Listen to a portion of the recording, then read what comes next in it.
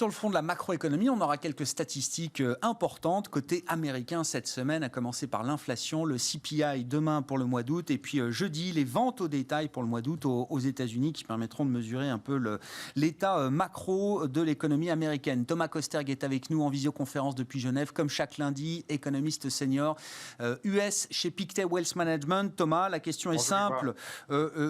Jusqu'où peut-on rester optimiste pour la croissance américaine au troisième trimestre notamment, sachant qu'on commence, et ça paraît naturel, à avoir quelques révisions à la baisse du rythme de croissance américain? Oui, tout à fait. Donc il y a un coup de mou pour l'économie américaine en ce moment. On a trois grands obstacles. Le premier, c'est évidemment la fin de l'aide budgétaire très conséquente, puisque notamment on a depuis la semaine dernière l'arrêt des allocations chômage extraordinaires de $300 par semaine. Deuxième point, on a la Fed, la Réserve fédérale, et qui va bientôt arrêter ses grands achats, enfin, en tout cas diminuer ses grands achats d'actifs mensuels. Et troisième point, à plus court terme, vous avez le Congrès et ses turpitudes budgétaires et aussi liées au plafond de la dette qui pourrait aussi créer de la volatilité et impacter le sentiment à la fois des consommateurs et des entreprises. Donc en effet, ça fait beaucoup d'obstacles pour l'économie américaine, toujours dans un contexte mondial marqué par beaucoup de pénuries dans le secteur manufacturier. Donc voilà, c'est évidemment une toile de fond assez complexe, même si je pense qu'il faut rester optimiste ou en tout cas constructif, puisque la clé du système économique américain, c'est le consommateur, et le consommateur américain continue d'aller très bien, moi je le pense. C'est vrai que certaines enquêtes montrent un certain fléchissement du sentiment, mais si on regarde les chiffres, notamment les chiffres du crédit et du crédit à la consommation, on a une très forte poussée du crédit à la consommation. Ça montre un consommateur qui a envie de s'endetter, qui continue à s'endetter et qui certainement continuera à s'endetter pour soutenir la consommation dans les prochaines semaines et les prochains mois. On aura une enquête de confiance du consommateur, celle du Michigan, en fin de semaine, vendredi pour le mois de septembre, donc des indications d'enquête, d'opinion importantes pour le marché. Est-ce que le variant Delta et la vague Delta dans certains États américains, Thomas, redevient un sujet économique? On a vu en tout cas sur le plan politique en fin de semaine dernière, Joe Biden qui durcissait sérieusement le ton sur la vaccination, notamment pour les employés fédéraux, mais on voit un même mouvement également pour de grands corporates américains qui sont prêts désormais à imposer la vaccination pour les salariés qui veulent revenir au travail en présence. Tout à fait. Alors, c'est vrai qu'il y a un sujet au niveau de la vaccination, puisque évidemment l'Europe est passée très en avance des États-Unis sur le taux de vaccination. Maintenant, j'ai envie de dire que, voilà, point numéro 1, les États-Unis ont choisi une stratégie de coexistence avec le virus. Donc, clairement, en termes de curseur, on a mis plutôt vers l'économie, sachant que, voilà, il y a l'idée que la masse critique est vaccinée et aussi, le gouvernement met en place la vaccination pour ceux qui le souhaitent. Il y a la vaccination et donc les doses sont là, les programmes sont là. Donc voilà, on réouvre l'économie et on continue la réouverture. Autre point important, c'est qu'il y a une grande inégalité dans la vaccination entre les territoires aux États-Unis. Et on voit que dans les grands centres urbains, d'ailleurs là où se concentre la création du PIB, il y a plutôt des taux de vaccination qui sont très élevés. Là où sont les taux de vaccination les plus faibles, c'est plutôt dans le sud des États-Unis. Donc il y a aussi ça qui est important, cette inégalité dans la vaccination. Mais là où le PIB est vraiment généré, on a en fait des taux de vaccination qui sont relativement élevés.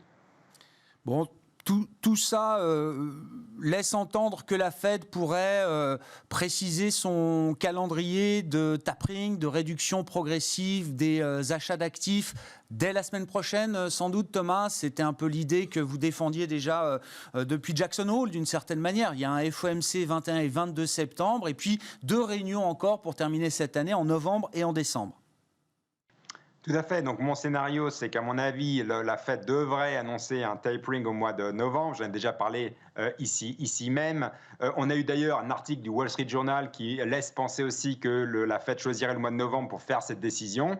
Ça peut potentiellement aller jusqu'au mois de décembre si tout d'un coup on a des chiffres de l'emploi un peu mitigé, mais encore une fois, je pense que la Fed est quand même résolue de commencer à baisser ses achats d'actifs d'ici la fin de l'année. Alors qu'est-ce qui va se passer à la Fed la semaine prochaine? On aura certainement un signal qu'en effet, on commence à enclencher les choses au niveau de la baisse des achats d'actifs, avec je pense un message un peu plus ferme, un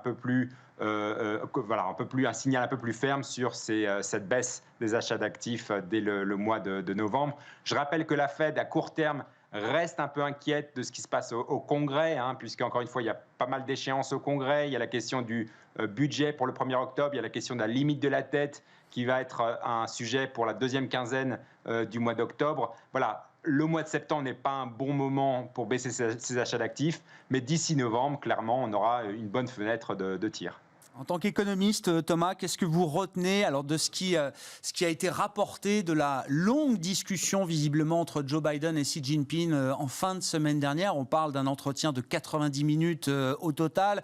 On va dire que c'était le premier gros entretien entre les deux chefs d'État, puisqu'il y avait une première prise de contact en février, au moment où Joe Biden arrivait à la Maison-Blanche. Mais là, on a visiblement une discussion longue entre les deux chefs d'État. Qu'est-ce qui ressort de cette discussion et qu'est-ce que ça nous dit peut-être de la température entre les États-Unis et la Chine aujourd'hui, sachant bien sûr qu'on a vécu sous le mandat de Donald Trump une série d'escalades de tensions qui a été la chronique permanente même du mandat de Donald Trump? Tout à fait, il y a une tension qui persiste avec Joe Biden. On voit en effet, alors la bonne nouvelle ici, c'est que les deux grands leaders se parlent, c'est plutôt une bonne nouvelle. Mais néanmoins, quand on voit le communiqué, alors moi, mon job, c'est plutôt de faire de l'exégèse des communiqués de la Réserve fédérale pour voir s'ils vont monter ou pas les taux. Mais là, si on fait de l'exégèse de ce communiqué-là, on note quand même que, voilà, les deux leaders, en gros, s'engagent à éviter une escalade vers un conflit. Le mot conflit est utilisé et ça peut faire un peu peur. C'est rare dans un communiqué diplomatique d'utiliser ce mot lourd de conflit. Et je pense que voilà, l'utilisation de ce mot dénote quand même qu'il y a une certaine tension entre les deux grandes économies qui reste bien présente.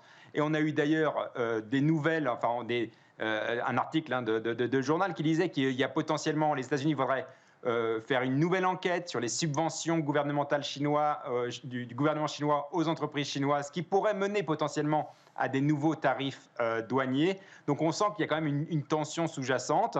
Le communiqué lui-même d'ailleurs aussi montre qu'il y a une soi-disant compétition entre les deux États. Bref, je pense que ça en dit long sur la nature potentiellement assez conflictuelle entre les deux économies, même si ce n'est pas dans l'intérêt de Joe Biden d'avoir une escalade de la tension à court terme, ni une escalade d'ailleurs des tarifs douaniers, puisque les tarifs douaniers se reflètent dans l'inflation aux États-Unis. Or, l'inflation est déjà très élevée et l'inflation, j'ai envie de dire aussi, est devenue un phénomène politique, puisque ça pèse aussi sur la cote de popularité de Joe Biden. Bon. Pas de nouvelle escalade, mais pas de désescalade à prévoir non plus, si je résume, Thomas. Tout à fait, je pense que c'est tout à fait ça. Merci beaucoup, Thomas Kosterg, avec nous chaque lundi pour commenter, analyser l'actualité économique américaine et ce qui va avec, bien sûr, la géopolitique étant un pan important de ces discussions. Thomas Kosterg avec nous en visioconférence depuis Genève, économiste senior en charge de suivre les États-Unis chez Pictet. Voilà pour cette édition de Smart Bourse de la mi-journée.